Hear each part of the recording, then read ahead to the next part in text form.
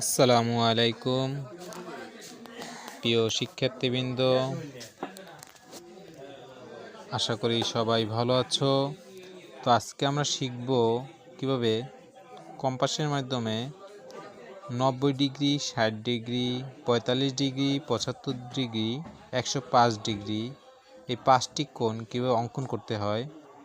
তো ভিডিওটি যাতে লং না হয় তাই আমরা ভেঙে ভেঙে দেখাবো। তো আশা করি সবাই দেখার পরে বুঝতে পারবা। আর আমার উপরে চ্যানেলের লিংক উপরে দেওয়া আছে, লেখা আছে। আমার যদি ভিডিওটি ভালো লাগে তো আমার চ্যানেলটি সাবস্ক্রাইব করে দিবা, পাশে থাকা বেল আইকনটি অন করে দিবা যাতে করে পরবর্তী ভিডিওগুলো তোমরা সাথে সাথে পেতে পারো। তো আমরা শুরু করতেছি। দেখো, প্রথমে 90 ডিগ্রি কোণটা চাঁদা ছাড়া আমরা কিন্তু 90 ডিগ্রি কোণটা অঙ্কন করব। তো দেখো, প্রথমে আমরা যে কোনো একটা রশ্মি নিব, ছোট করে। প্রথম 90 ডিগ্রি কোণ, প্রথম কত ডিগ্রি আমরা 90 ডিগ্রি কোণটা আঁকবো। দেখো, একটা রশ্মি নিলাম, নেওয়ার পরে তো এটা থেকে 90 ডিগ্রি কোণ যখন আঁকতো আমার মনের মতো আমি একটা সাইজ নিব এখানে চাঁদার।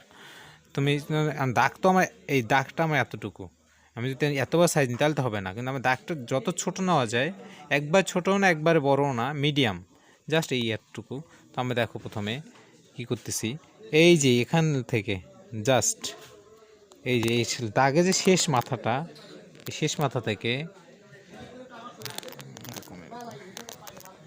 এরকম ধরো, এই যা শেষ মাথা থেকে এই যেটা নিয়েছিলাম যে বরাবর, এই যে দেখো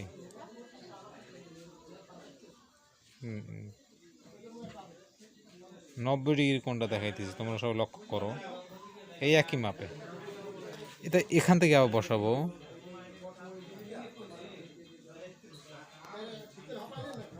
দেখো, প্রথমে কি করলাম, এখান থেকে আমরা এই যে পুরো দাগটা কি করলাম, তারপরে কি করলাম, এই যে এখানে একটা বিন্দু আছে আমাদের, জাস্ট বিন্দুতে বসানোর পর এই যে এটা কেটে নিলাম। তারপর আবার এখান থেকেই প্রথমে এই দাগ একটা কাটবো, এই দাগটায়। তা এখান থেকে এই যে এখানে একটা দাগ কেটে নিলাম। এবারে ওই দাগটাকে আমরা এখান থেকে বসিয়ে এই একই মাপ কিন্তু একই, এই যে বিন্দুতে বসানোর পরে এইটা কাটবো। এবারে এই এই যে দেখো, এই যে এইটা আর এইটা যোগ করব। তো আমরা এটা যোগ করে ফেলি।